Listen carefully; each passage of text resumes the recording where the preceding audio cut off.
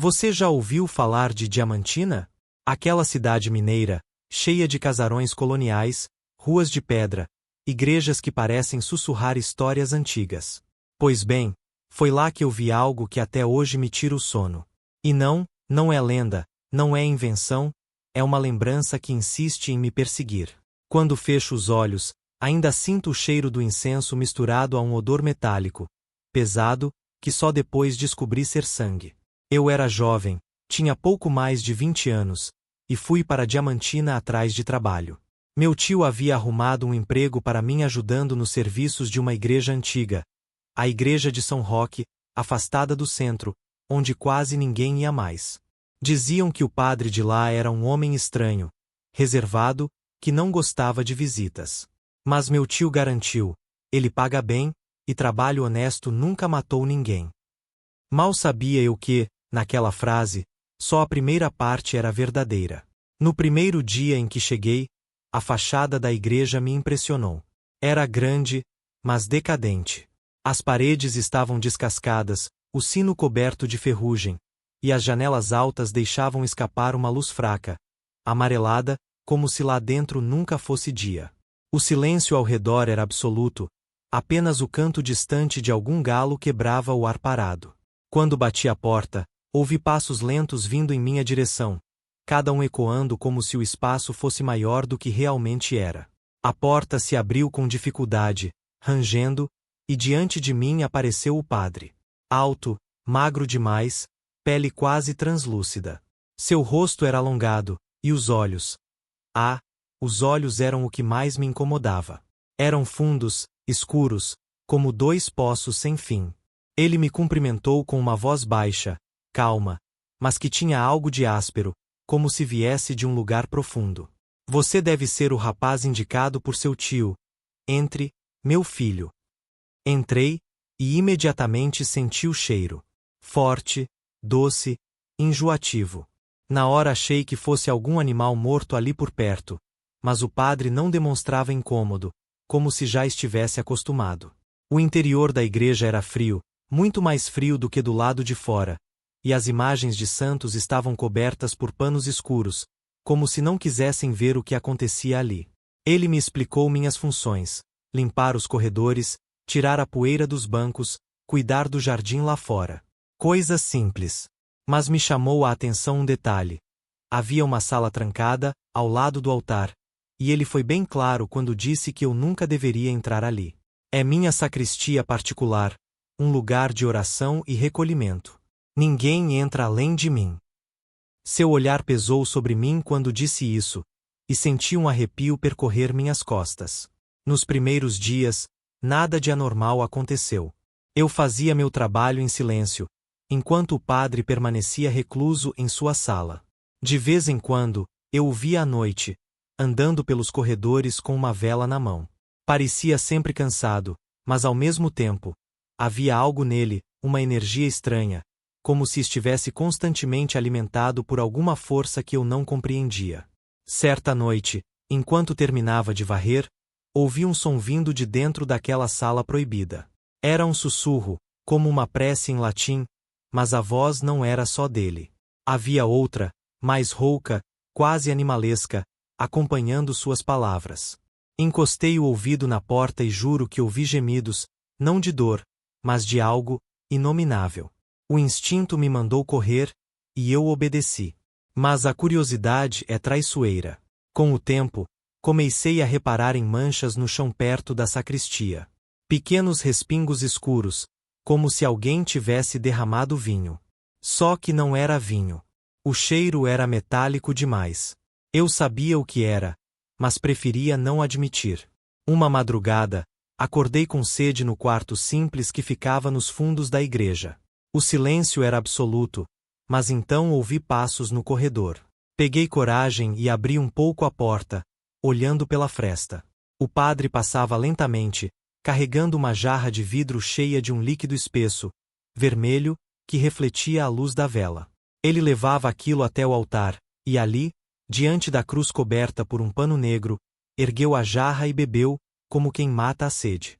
Seus lábios ficaram manchados, e vi quando ele sorriu. Não era o sorriso de um homem de fé. Era o sorriso de alguém que se alimentava de algo proibido. Foi ali que eu percebi. O padre de São Roque não bebia vinho. Ele bebia sangue. Depois daquela noite, nada mais foi igual para mim. Cada vez que via o padre passar pelos corredores, eu não enxergava mais um homem de batina, mas uma criatura faminta, escondida atrás de um disfarce sagrado. Ele ainda me tratava com a mesma calma, a mesma voz suave, mas havia algo em seu olhar que agora me fazia tremer. Era como se soubesse que eu havia visto demais. Tentei convencer a mim mesmo de que era imaginação, que talvez fosse vinho, que minha mente estava me pregando peças. Mas os sinais estavam por toda parte. As manchas nos corredores aumentavam, o cheiro metálico parecia impregnar cada canto da igreja, e, de vez em quando, eu encontrava penas espalhadas perto da porta da sacristia. Como se aves fossem atraídas até ali e nunca mais conseguissem sair. Numa manhã, ao limpar os bancos, percebi que havia marcas nas madeiras, como arranhões profundos, feitos por unhas. Não eram antigos. Eram recentes. Passei a mão sobre um deles e senti um arrepio tão forte que derrubei o pano que usava. O padre apareceu logo atrás de mim, silencioso, e perguntou com a voz baixa: "Está tudo bem, meu filho?" Quase deixei escapar o medo na minha expressão, mas forcei um sorriso e disse que sim. Ele se aproximou, colocou a mão fria sobre meu ombro e disse: "Lembre-se, existem coisas que é melhor não saber." Essa frase ficou martelando na minha cabeça. Eu precisava descobrir o que realmente acontecia naquela sacristia. A tentação de abrir aquela porta proibida crescia em mim como uma doença. Então, numa noite de sexta-feira, decidi esperar. Fingi que ia dormir, mas fiquei deitado, ouvindo cada passo, cada som. Quando o relógio bateu meia-noite, ouvi novamente os cânticos em latim, mas desta vez mais fortes, mais desesperados. Havia uma cadência, como se fosse uma missa invertida. Saí do quarto sem fazer barulho e me aproximei da porta da sacristia. A madeira vibrava com os sons do outro lado, e eu sentia uma pressão no peito, como se algo me empurrasse para longe. Mas não resisti. Espreitei pela fechadura. O que vi me gelou o sangue. O padre estava ajoelhado diante do altar, sem batina, apenas com uma túnica escura manchada. À sua frente, uma bacia de cobre cheia de sangue fresco. Ele mergulhava as mãos, erguia-as e deixava o líquido escorrer pelos braços até a boca. Seus olhos estavam revirados, e enquanto murmurava palavras que eu não entendia, algo se mexia nas sombras atrás dele. Uma figura distorcida, quase humana, se agitava como fumaça densa. Era como se ele estivesse alimentando aquilo com o sangue. Meu coração disparou. Dei um passo para trás, mas a madeira do assoalho rangeu. O som pareceu ecoar como um trovão. No mesmo instante, o padre parou de rezar. Virou a cabeça lentamente, e mesmo pela fechadura eu senti seus olhos cravados em mim. Um sorriso lento se abriu em seus lábios manchados de vermelho. Eu saí correndo. Passei a noite sem dormir, trancado no quarto, rezando para que ele não viesse atrás de mim. Mas, ao amanhecer, ele bateu na porta. Quando abri, lá estava ele, com a batina impecável, o rosto limpo, como se nada tivesse acontecido. Ele me olhou com tranquilidade e disse: "Meu filho, sei que você tem dúvidas. Hoje, venha comigo. Quero que entenda." Não tive escolha.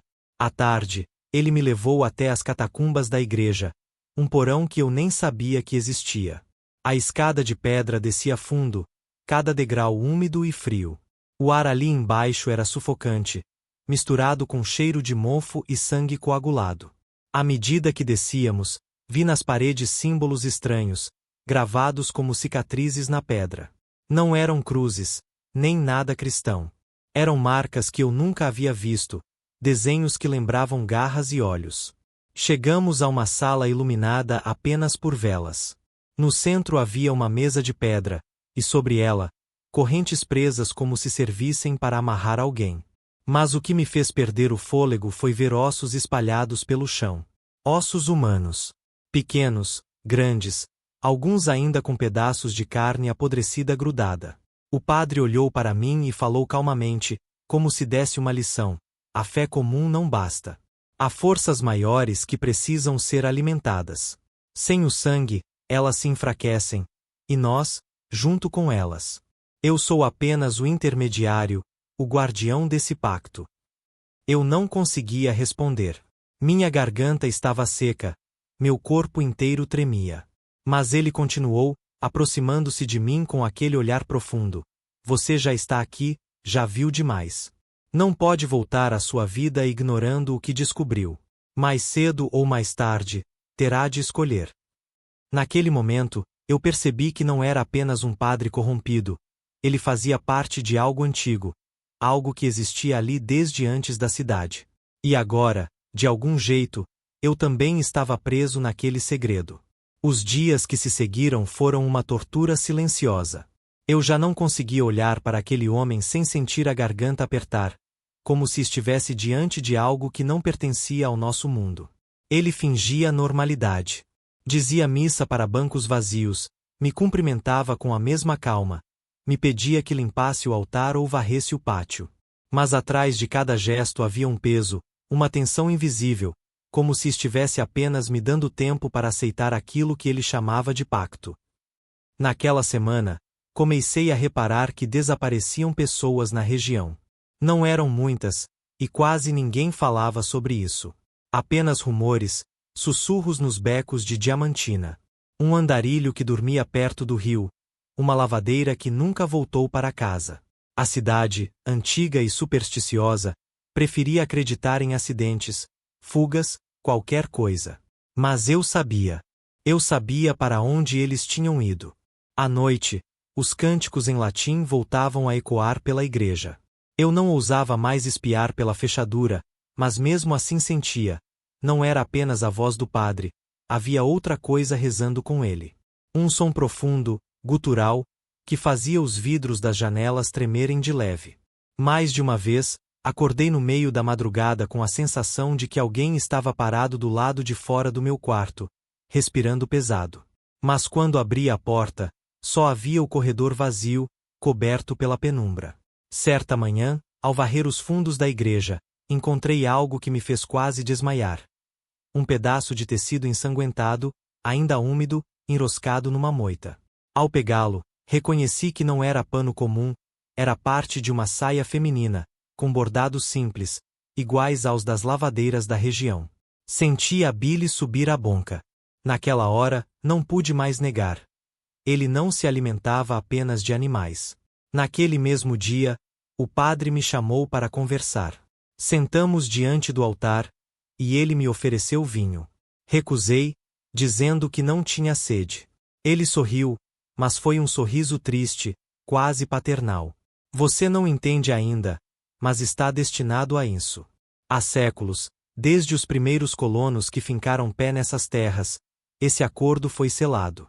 O sangue mantém as sombras quietas, mantém a cidade protegida. Se não for dado, então ele vem buscar. Aquela palavra, ele, ficou ressoando em minha cabeça. O padre não falava de Deus, nem do diabo. Falava de algo que não tinha nome. Algo que precisava ser alimentado. Na noite seguinte, não aguentei e voltei à sacristia escondido, quando o padre descia sozinho às catacumbas. O medo queimava meu peito, mas a curiosidade me puxava como corrente. Segui seus passos à distância, respirando baixo, e vi quando ele acendeu as velas no salão subterrâneo. Sobre a mesa de pedra estava alguém. Uma mulher. Viva, amarrada pelas correntes, tentando gritar, mas com a boca tampada por um pano. Meu coração quase saiu pela boca. Ela se debatia, mas o padre se aproximava devagar, com uma expressão serena. Rezava em latim, e cada palavra parecia sugar a vida do ambiente. Então, com uma faca de lâmina longa, ele fez um corte no braço da mulher, e o sangue começou a escorrer numa bacia. A criatura nas sombras, aquela que eu já havia visto antes, começou a se mover, crescendo, tomando forma de um vulto grotesco, feito de fumaça e carne ao mesmo tempo. O padre encheu um cálice com aquele sangue e bebeu como quem prova vinho sagrado. Depois, Ergueu o resto da bacia e deixou escorrer no chão, alimentando a coisa. O ar ficou pesado, tão denso que eu quase não conseguia respirar. Senti minha visão turvar, meus joelhos fraquejarem, e antes que eu caísse, ouvi a voz do padre, calma, clara, mas dirigida a mim. Entre, meu filho. Não se esconda. Ele já sabe que você está aqui. Congelado, percebi que havia sido descoberto. A sombra se virou em minha direção, e mesmo sem rosto eu soube que estava me olhando. O salão inteiro pareceu se curvar para dentro, como se o espaço fosse engolido. O padre, com os lábios ainda manchados, estendeu a mão para mim. Não tema. O sangue é vida, e a vida pertence a ele. Você pode fugir, mas jamais será livre. Aceite, e será protegido. Eu recuei, mas minhas pernas estavam pesadas, como se o chão tivesse grudado nos meus pés. A mulher ainda se debatia, os olhos arregalados implorando por socorro. O vulto se aproximava, expandindo-se como fumaça quente.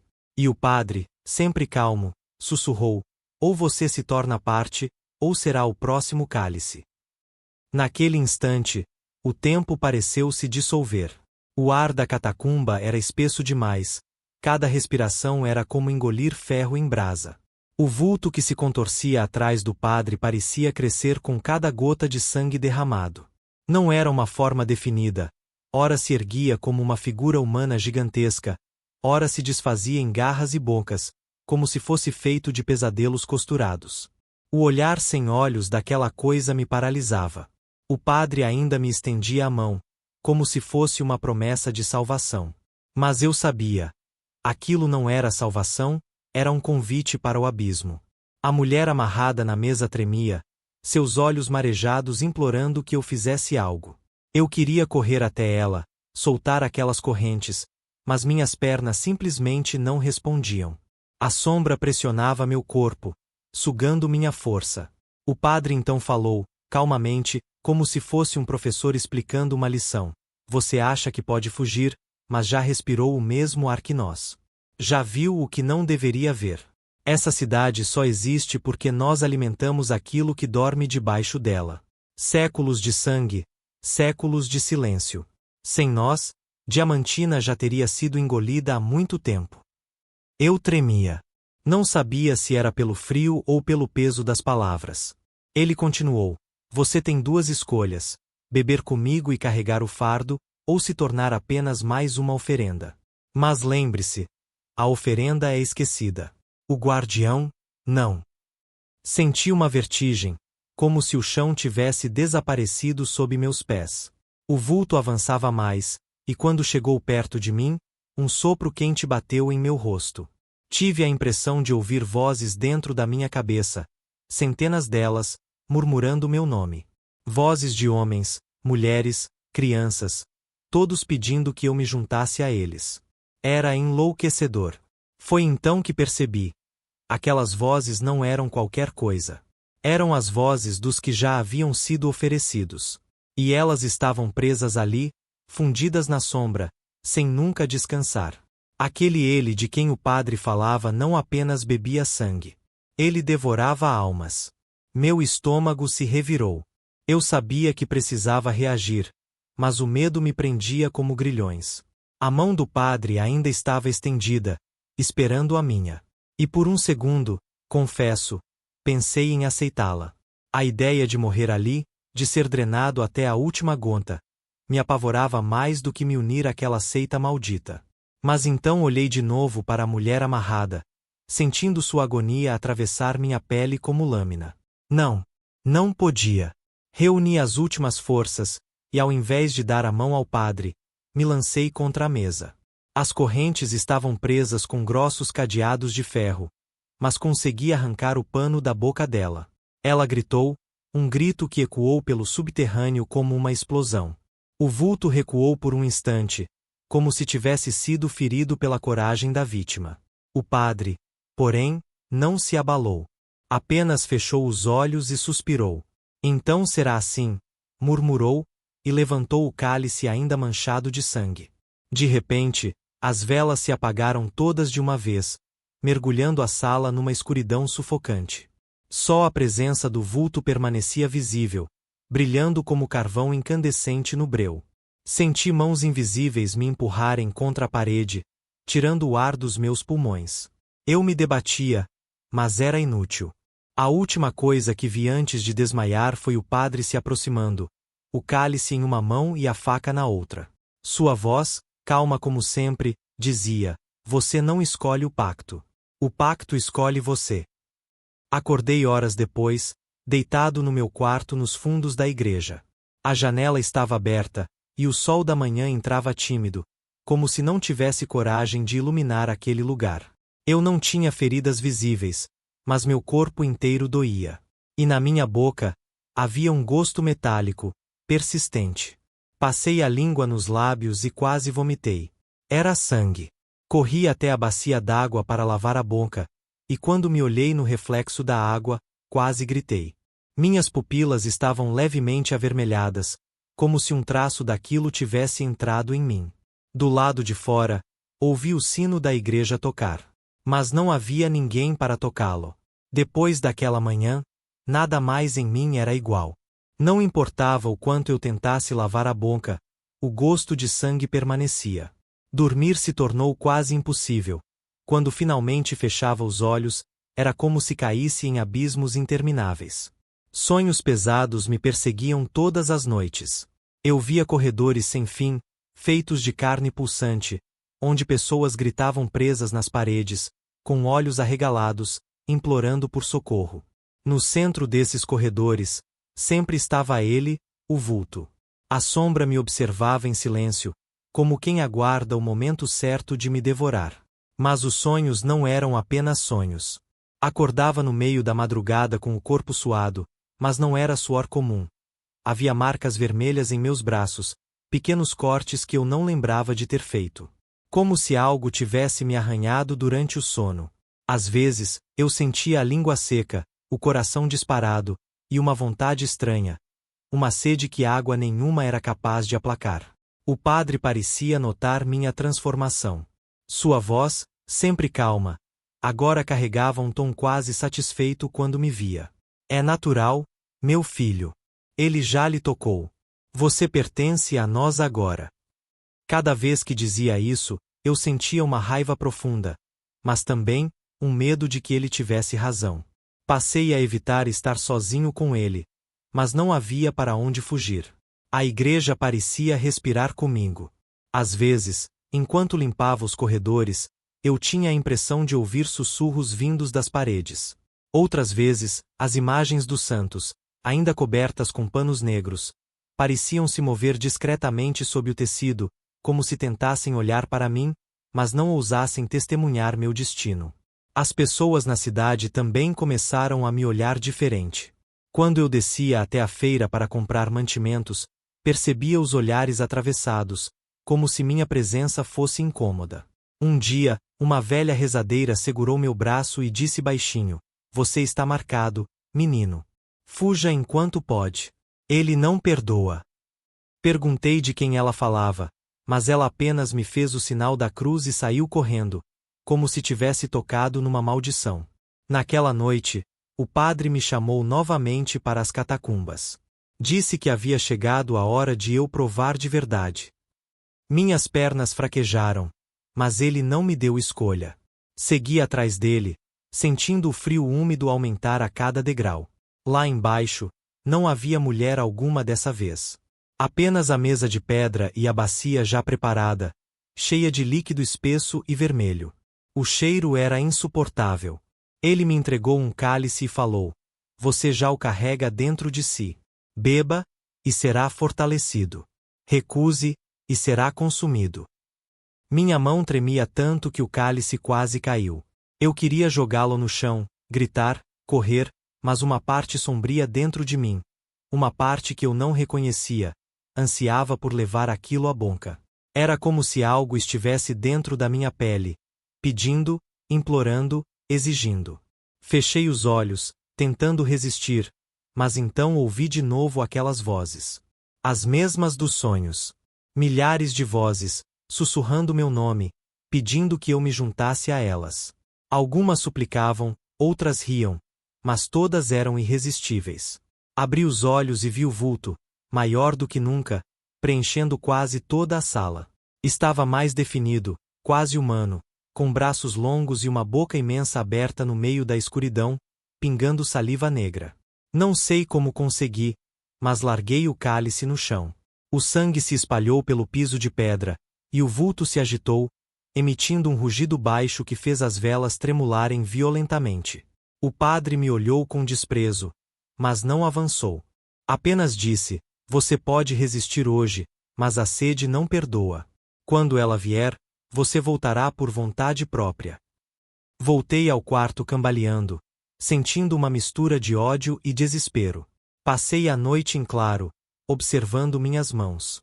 E foi então que percebi algo terrível. Meus olhos, refletidos no vidro da janela, não eram mais os meus. A pupila parecia se dilatar de forma irregular, e um tom avermelhado dominava a íris. No fundo, eu sabia que ele estava certo. Algo dentro de mim estava mudando, e cada vez mais eu sentia que não tinha como escapar. Quando as portas da igreja finalmente se abriram naquela noite, uma escuridão mais densa do que qualquer sombra pareceu se derramar pelas ruas de Diamantina. O vento soprou como um lamento, carregando consigo o odor de ferro e podridão. Os sinos badalaram sozinhos, ressoando como um chamado de morte, e a população que havia se reunido do lado de fora recuou, tomada por um pavor que nenhum deles ousava confessar em voz alta. O padre Manuel surgiu no altar com sua batina rasgada, os olhos vermelhos e profundos como poços sem fundo, o rosto sujo de sangue que ainda escorria pelo canto da boca. Atrás dele, enfileirados em silêncio, os fiéis desaparecidos nos últimos meses, mulheres, homens, crianças, estavam imóveis, a pele esbranquiçada, os olhos fixos e vazios, como marionetes obedientes a um mestre invisível. Não respiravam. Não piscavam. Apenas permaneciam ali, servindo como um coro de mortos em pé. Os que estavam do lado de fora não acreditaram no que viam. Alguns tentaram correr, outros caíram de joelhos rezando desesperados, mas ninguém conseguiu desviar os olhos. Foi então que o padre ergueu um cálice dourado e começou a falar numa língua que nenhum dos presentes compreendia, um cântico arrastado, gutural, que soava como o rosnar de feras enterradas sob a terra. A cada palavra, os corpos atrás dele se contorciam em espasmos, como se estivessem sendo puxados por fios invisíveis. O chão da igreja tremeu, e o altar começou a rachar, revelando sob a pedra antiga um buraco profundo, do qual escapava um cheiro insuportável de sangue coagulado. Dizem que alguns que estavam mais próximos juraram ver mãos saindo da fenda, dedos descarnados que tentavam subir em direção à superfície, como se algo antigo e faminto despertasse naquele instante. Os sinos não paravam, e cada badalada parecia acelerar o ritual. O padre Manuel bebeu o sangue do cálice em um só gole, e seus olhos brilharam com uma intensidade demoníaca. Foi nesse momento que o desespero tomou conta de todos, e uma multidão correu para dentro, tentando detê-lo. Mas ao atravessarem as portas, perceberam que não havia mais volta. O templo os havia engolido. As portas se fecharam com um estrondo, e os gritos ecoaram pela noite, sem que ninguém de fora conseguisse entrar para ajudar. No dia seguinte, quando a aurora chegou, a igreja estava novamente silenciosa. As portas estavam abertas, mas não havia um único sinal das dezenas que haviam adentrado. Apenas o cheiro de ferro impregnava o ar, e sobre o altar repousava o cálice vazio. O padre não foi visto novamente, mas muitos juram que, em certas madrugadas, a igreja ainda ressoa com cânticos em língua desconhecida, e que o som dos sinos, quando toca sozinho, é sempre seguido pelo desaparecimento de alguém da cidade. Os registros oficiais dizem que a paróquia foi desativada e interditada, mas os moradores mais antigos sabem a verdade. Nenhum padre, desde então, aceita assumir o altar daquela igreja. E aqueles que ousaram atravessar suas portas à noite, nunca retornaram. A maldição permanece, como um pacto inquebrável entre Diamantina e algo que jamais deveria ter sido despertado.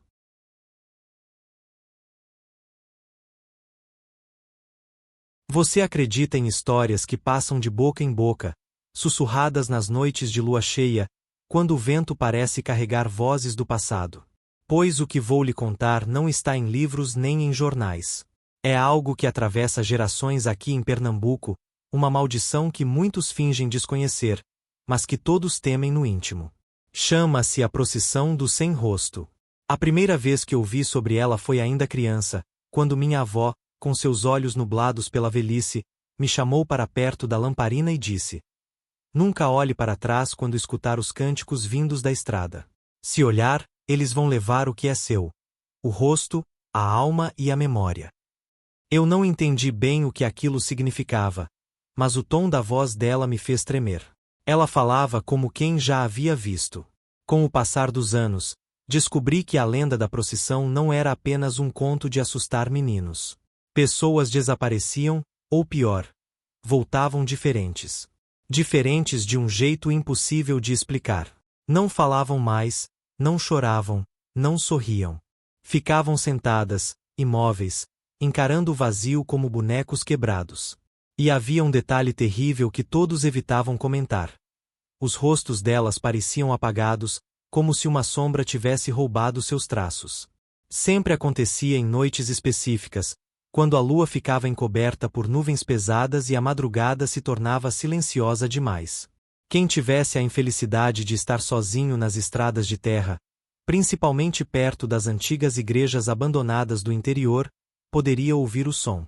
Primeiro, um murmúrio baixo, como uma reza esquecida. Depois, passos compassados, muitos, marchando juntos. Por fim, um canto fúnebre, arrastado, em latim antigo. Eu cresci tentando afastar essas histórias, mas quanto mais tentava, mais elas se aproximavam. Até que, anos atrás, numa viagem de madrugada pelo sertão, fui testemunha daquilo que nunca deveria ter presenciado. Era agosto, e eu voltava de uma festa em um vilarejo distante. Peguei a estrada de barro porque era mais curta, mesmo sabendo das histórias. O vento estava parado, nem as cigarras se atreviam a cantar. Tudo estava imóvel, como se a noite tivesse prendido a respiração. Então ouvi, primeiro, aquele murmúrio, baixo, lento, como um coral distante. Meu coração disparou, e eu me lembrei das palavras da minha avó. Eu deveria ter seguido. Eu deveria ter fechado os olhos, apertado o passo e ignorado. Mas a curiosidade, essa maldição da carne humana, me venceu. Parei, apurei os ouvidos, quando menos esperei, vi a luz. Na curva da estrada, surgiam tochas. Muitas tochas. E atrás delas, as silhuetas. Eram dezenas, talvez centenas, caminhando em fila lenta, compassada, como uma procissão. A princípio, pensei que fossem fiéis ou algum cortejo religioso antigo, mas quando se aproximaram, percebi o detalhe que congelou minha alma. Nenhum deles tinha rosto. Onde deveriam estar olhos, nariz e boca, havia apenas uma pele lisa, pálida, quase brilhante à luz do fogo. Ainda assim, cantavam. Cantavam sem boca, rezavam sem voz, e o som parecia vir de dentro da terra, ecoando pelos ossos do chão. Eu quis correr, mas minhas pernas não obedeceram. Senti como se estivesse preso em um pesadelo, assistindo àquilo que não deveria ser visto. Os sem rosto passavam diante de mim, e, embora não tivessem olhos, eu tinha certeza de que me viam. Era como se cada um deles pudesse me atravessar com um olhar invisível, que feria mais do que lâmina. No meio da procissão, um deles se virou em minha direção. Quando aquele ser sem rosto se voltou para mim, o ar da madrugada pareceu se tornar pesado, denso, quase sólido. Eu não sei como explicar, mas era como se o próprio mundo tivesse parado de existir por um instante. A chama da tocha que ele carregava tremeluzia sem vento, e o silêncio entre uma nota e outra do cântico me esmagava por dentro. Não havia olhos, mas eu sentia que ele me encarava. E não era um olhar comum. Era como se estivesse medindo minha alma, pesando cada pecado, cada medo, cada lembrança que guardava. Minha avó sempre dizia que os sem rosto eram almas presas entre o mundo dos vivos e o dos mortos. Gente que, em vida, havia renegado a própria fé, ou feito promessas que jamais cumpriram. Outros falavam que eram vítimas de rituais esquecidos, sacrifícios que não chegaram ao fim. Seja qual for a verdade, agora estavam ali, diante de mim, caminhando como se a estrada fosse deles, como se fossem donos da noite. Eu tentei recuar. Meus pés se arrastavam para trás, mas o corpo não obedecia. O som do cântico me envolvia como correntes invisíveis. Era grave, profundo, e cada sílaba parecia bater dentro do meu peito como um tambor de guerra. Quando olhei ao redor, percebi que a estrada atrás de mim estava coberta por uma névoa espessa. Não havia para onde fugir.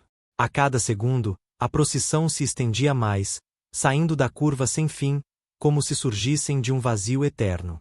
O que mais me apavorava não era apenas o fato de não terem rosto. Era a perfeição do vazio. Não havia cicatriz, não havia deformidade. Era uma pele esticada, lisa, sem qualquer marca que lembrasse humanidade. Ainda assim, os movimentos eram humanos. Os ombros curvados, o andar arrastado, as mãos segurando tochas ou rosários queimados pelo tempo. Alguns carregavam cruzes quebradas, outros terços cujas contas pareciam feitas de ossos. Aquele que se voltou para mim deu um passo à frente, saindo da fila. O cântico não parou, mas parecia que as vozes dos outros se tornaram mais graves, mais intensas, como se o simples ato de ele se aproximar fosse parte de um ritual. Eu quis gritar, mas a voz ficou presa na garganta. Foi então que notei outro detalhe. Ao lado dele, caminhava uma figura menor, quase à altura de uma criança. Também sem rosto. Também segurando uma tocha. Meus olhos se fixaram nela, e algo dentro de mim se partiu. Era impossível, mas eu reconheci aquele corpo. A forma de andar, o jeito de inclinar a cabeça, os ombros estreitos, era como a silhueta do meu irmão mais novo, desaparecido quando eu tinha apenas 8 anos. Ele havia sumido em uma estrada parecida com aquela, numa madrugada em que saiu para levar uma encomenda e nunca voltou. Meus pais nunca encontraram o corpo, e por anos a ausência dele corroeu nossa família. O que eu via diante de mim não podia ser verdade. Mas cada passo daquela pequena figura ecoava dentro de mim como uma revelação cruel. Seria possível que os sem rosto fossem aqueles que desapareceram ao longo dos anos? Seriam eles os que foram levados, condenados a vagar eternamente sem identidade, sem lembrança, sem descanso? O primeiro, aquele que parecia o líder, parou a poucos metros de mim. Sua pele sem feições parecia pulsar, como se algo dentro dele quisesse sair. Ele ergueu a tocha e apontou para mim. Não havia som algum além do cântico, mas naquele gesto mudo estava o peso de uma sentença. Era como se dissesse: você nos viu. Agora pertence a nós. Foi nesse instante que entendi o motivo da advertência da minha avó. Ninguém devia olhar. Porque olhar era um pacto, um chamado. O simples ato de testemunhar já era uma condenação. Meus olhos se encheram de lágrimas, mas não ousei fechá-los. A procissão continuava a passar, interminável, e eu estava preso no meio do caminho, diante do olhar vazio de quem não tinha rosto. Foi então que senti algo frio tocar minha mão. Não era vento. Não era ilusão. Era uma mão. Aquela mão gelada em minha pele não parecia de um ser vivo. Era áspera, úmida, como se tivesse sido retirada de dentro da terra, e ao mesmo tempo tão fria que queimava. Eu não consegui me mover. Meus olhos baixaram lentamente e vi os dedos alongados da pequena figura que estava ao lado do líder. A criança sem rosto. Ela me segurava com firmeza, como se quisesse me arrancar dali e me levar para dentro da procissão. Meu corpo tremeu inteiro. Era como se o toque roubasse algo de dentro de mim, não apenas a força física, mas memórias. Imagens da minha infância começaram a desaparecer em flashes confusos. Eu me via correndo pelas plantações de cana, escutava a voz da minha mãe me chamando, mas tudo isso ia ficando distante, embaçado, como um sonho que escapa quando acordamos. Eu entendi, apavorado, que eles não queriam apenas me levar. Eles queriam apagar quem eu era. O cântico, que antes soava distante, agora parecia vir de dentro da minha cabeça. Palavras em uma língua que eu não compreendia ecoavam como marteladas. Eu sentia as sílabas se infiltrando nos meus ossos, como se cada uma fosse uma chave abrindo portas proibidas. A procissão inteira seguiu o gesto do líder e começou a virar as cabeças lisas em minha direção. Era impossível que me vissem, mas todos me encaravam. Centenas de rostos apagados olhando para mim ao mesmo tempo. Apertei os olhos, e num último ato de desespero, tentei puxar minha mão de volta. O pequeno ser não resistiu, apenas me soltou. Mas quando o fez, percebi que parte da minha pele havia ficado acinzentada, como se tivesse sido queimada. O frio se espalhava por meu braço, subindo devagar, e eu sabia que se não fizesse algo, logo não seria mais eu. Foi nesse momento que ouvi outro som, diferente do cântico. Um sino. Um sino distante, vindo de alguma igreja abandonada no interior. Ele soava lento, arrastado, mas cada badalada parecia afastar um pouco da névoa que me cercava. Os sem rosto pararam. Toda a procissão congelou por um instante, como se aquele som fosse proibido, como se rasgasse o feitiço que os mantinha em movimento. Aproveitei essa fração de tempo e recuei. Cada passo era como atravessar lama espessa, mas consegui me afastar alguns metros. Mesmo assim, a procissão não desapareceu. Ao contrário, ela se estendia ainda mais, e percebi que não tinha fim. Eles vinham do horizonte, surgindo como ondas incessantes de corpos sem identidade. E eu compreendi, apavorado, que não havia estrada suficiente no mundo para abrigar todos eles. O líder ergueu novamente a tocha, e dessa vez, bateu com ela no chão. O cântico cessou. O silêncio que se seguiu foi pior do que qualquer som. Eu podia ouvir meu próprio sangue pulsando dentro da cabeça. Então, uma nova voz se fez ouvir. Não vinha de boca alguma, mas ecoava dentro de mim, como um sussurro que não tinha dono. Agora você nos deve o rosto. Minhas mãos foram instintivamente ao meu rosto, e senti a pele formigando. O frio que antes estava em meu braço agora se espalhava pela mandíbula, pelas bochechas, pelas pálpebras. Como se algo invisível estivesse tentando me apagar. Eu me curvei, gritando sem som, lutando contra aquilo que não se podia ver. E, em meio ao tormento, ouvi claramente a voz da minha avó. Não era lembrança. Era como se ela estivesse ao meu lado, sussurrando com urgência: corra para o sino. Só o sino pode salvá-lo. Levantei a cabeça. A procissão me cercava, mas ao longe, acima da névoa, eu ainda via a sombra da torre de uma capela esquecida, de onde o sino soava. Eu tinha apenas uma escolha. Corri. Não sei de onde veio a força, talvez do instinto de sobrevivência ou do desespero de não querer desaparecer como aqueles rostos apagados. Meus pés batiam no chão de barro e levantavam poeira misturada à névoa que se espalhava cada vez mais densa. O som do sino guiava meus passos, como se fosse a única fagulha de luz naquela noite sufocante. Mas atrás de mim, eu ouvia o arrastar compassado da procissão. Eles não corriam, não apressavam o passo. Apenas caminhavam, mas cada vez que eu olhava por cima do ombro, pareciam mais próximos, como se a distância entre nós fosse sempre devorada pelo vazio. O frio em meu rosto aumentava.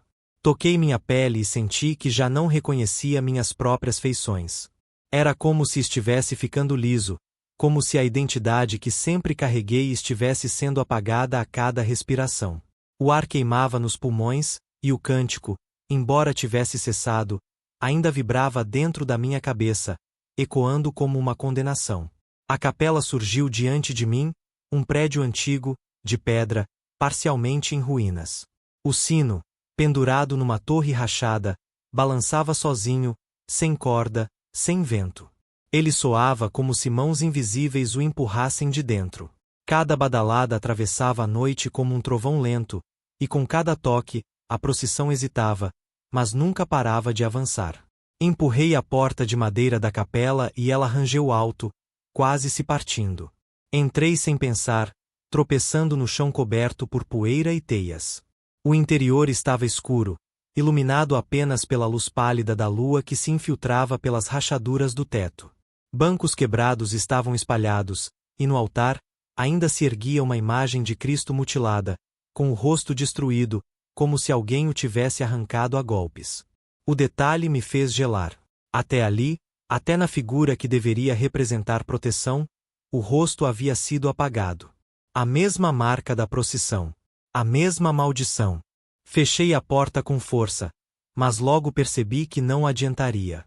A madeira era frágil, podre pelo tempo, incapaz de deter qualquer coisa. Encostei-me no altar, tentando recuperar o fôlego, e ouvi novamente a voz dentro da minha mente, grave, uníssona, como um coral subterrâneo. Não há templo que lhe esconda. Você já nos pertence. Minhas pernas fraquejaram. Quis rezar, mas as palavras me fugiam, como se já não fossem minhas. Tentei lembrar o Pai Nosso, mas a cada sílaba que começava a formar, o eco do cântico abafava minha voz. Foi então que notei algo gravado na pedra do altar, coberto de pó e fuligem. Passei a mão e li, quase sem acreditar. Quem escuta o sino, guarda o rosto. Quem olha para nós, já não é mais de Deus. As letras eram antigas, gastas, mas claras o bastante para me fazer compreender que aquele lugar não era refúgio, era testemunho. Quantos antes de mim haviam tentado escapar da procissão e buscado a capela como última esperança? Quantos haviam gravado aquelas palavras, desesperados, antes de também desaparecerem? De repente, ouvi o rangido da porta. A madeira se abriu lentamente, sem que ninguém a empurrasse. Do lado de fora, a névoa se derramava pelo chão da capela, rastejando como água suja. E atrás dela, a procissão entrava. Um a um, os sem-rosto adentraram o templo, enchendo-o de um silêncio sufocante. O líder ergueu sua tocha e iluminou a imagem do Cristo mutilado. O fogo tremulante revelou que não era apenas o rosto que havia sido arrancado. As mãos também estavam ausentes. Era uma figura de fé despedaçada, incapaz de abençoar, incapaz de salvar. Senti meu corpo estremecer. Não havia saída. Atrás de mim, apenas o altar e as paredes úmidas. À minha frente, a procissão inteira avançava lentamente, ocupando cada espaço da capela. A sensação de que o tempo havia parado me consumia. E então, de novo, o sino soou. 1, 2, 3 vezes. Mas agora não soava distante. Soava dentro da capela, como se a torre estivesse sobre minha cabeça. Cada badalada fazia as paredes tremerem, e a luz das tochas oscilava violentamente. Foi nesse instante que percebi. O sino não era apenas um aviso. Era um chamado. O sino rugia acima de mim como se quisesse romper os ossos da própria capela. Cada badalada ressoava pelas paredes de pedra, sacudindo poeira do teto, fazendo as velhas imagens se contorcerem à luz vacilante das tochas. Eu tapei os ouvidos, mas não adiantava. O som não vinha apenas de fora. Ele vibrava dentro da minha carne, dentro do meu crânio, como se meus ossos fossem oco e feitos para ressoar. Os sem-rosto pararam diante do altar. Não se moveram, não cantaram, mas eu sentia que o silêncio deles era pior que o cântico. O líder ergueu a tocha uma última vez e apontou para mim. Nesse instante, o sino bateu outra vez, tão alto que as pedras do teto rachararam. E então, como se o som fosse uma ordem, todos os corpos caíram de joelhos ao mesmo tempo, em perfeita sincronia. A visão foi aterradora. Uma multidão sem rosto, ajoelhada, dobrando-se diante de algo invisível, e eu no meio, perdido. O ar ficou mais pesado. Era como se a capela tivesse sido tomada por uma presença maior, mais antiga, algo que nem mesmo os sem rosto ousavam desafiar. Eu sentia o frio em meu rosto crescer, como se o apagamento estivesse prestes a me consumir por completo. Mas ao mesmo tempo, percebi que as badaladas do sino retardavam esse processo. O toque me mantinha inteiro por instantes, como se eu fosse um vidro rachado prestes a se partir. Tremendo, olhei para cima, para a torre que estremecia. E vi, através das frestas do teto quebrado, o sino se mover sozinho. Nenhuma corda, nenhum homem, apenas a força invisível que o fazia balançar. Mas o que me fez gelar não foi o movimento. Foi a sombra. Havia algo dentro da torre. Uma forma contorcida, maior que um homem, que empurrava o sino de dentro para fora. As badaladas eram um chamado, sim, mas não para mim. Eram para eles. Para o sem rosto. Um comando de submissão, de lembrança do que os aprisionava. A cada toque, eles tremiam, como cães adestrados diante de um chicote invisível. E eu entendi. A capela não era refúgio. Era prisão. O sino não me salvava. O sino os mantinha presos naquele estado, condenados a vagar entre o mundo e o nada. Mas então, uma dúvida me atravessou como uma faca. Se o sino os mantinha acorrentados, por que soava sozinho agora? Quem havia libertado aquele chamado? A resposta veio quando percebi as paredes se moverem. Gravuras antigas, que eu não havia notado antes, começaram a brilhar sob a luz da tocha. Eram símbolos estranhos, círculos entrelaçados com cruzes invertidas e olhos riscados. Marcas de feitiçaria.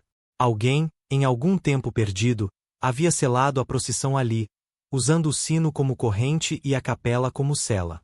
Mas a sela estava quebrando. Os sem rosto ergueram-se lentamente.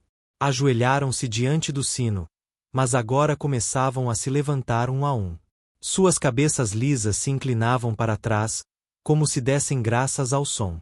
E cada vez que o sino tocava, eu sentia menos humanidade dentro de mim.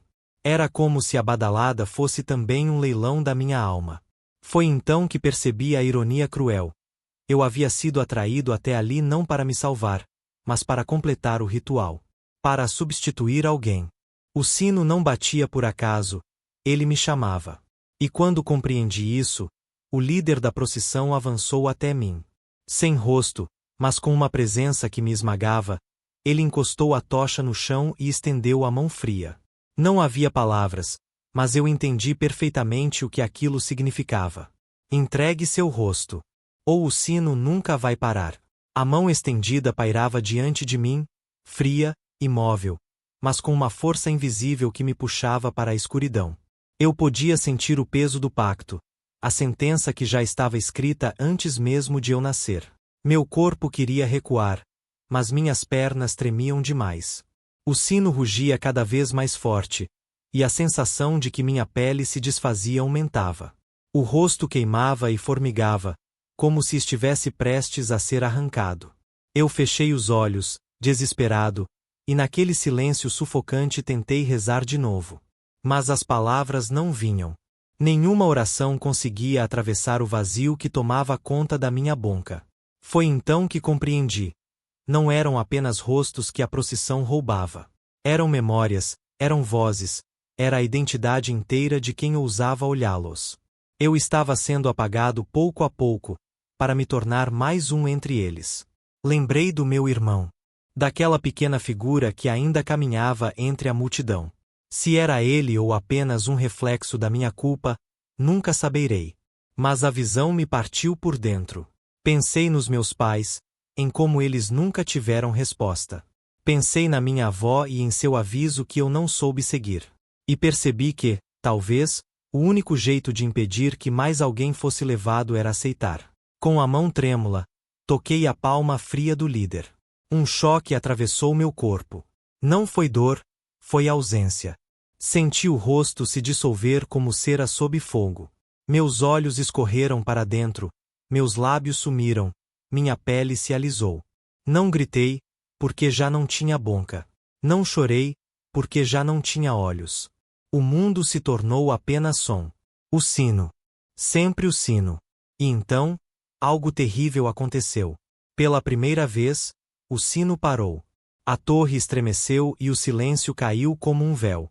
O líder soltou minha mão e recuou, dando espaço para que eu me levantasse. Eu ainda estava ali, mas já não era eu.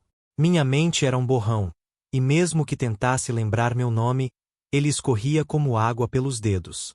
A procissão me acolheu. Um lugar vazio entre as fileiras foi aberto, e sem que eu pensasse, meus pés começaram a marchar junto aos demais. Não havia dor. Não havia raiva. Só vazio. O cântico recomeçou, e dessa vez, eu fazia parte dele. Cantava sem boca, rezava sem voz. E o pior de tudo, compreendia cada palavra daquela língua morta. Era como se sempre tivesse pertencido àquilo. Enquanto a procissão deixava a capela em direção à estrada, vi, pela última vez, o reflexo do meu corpo numa poça d'água turva. Não havia rosto algum. Só uma máscara lisa, pálida, que não carregava mais a lembrança do homem que fui. Dizem que até hoje, nas madrugadas sem lua, a procissão atravessa as estradas de Pernambuco. Sempre silenciosa no início, até que o cântico começa a ecoar. Alguns dizem que é apenas o vento. Outros, que é a memória de pecadores sem perdão. Mas eu sei a verdade. Eu sou a prova viva, ou morta, dela. E se algum dia, numa noite vazia, você ouvir passos compassados e rezas antigas vindo atrás de você, faça o que minha avó sempre disse. Não olhe para trás. Porque se olhar, quando finalmente tentar gritar, vai perceber que não tem mais boca.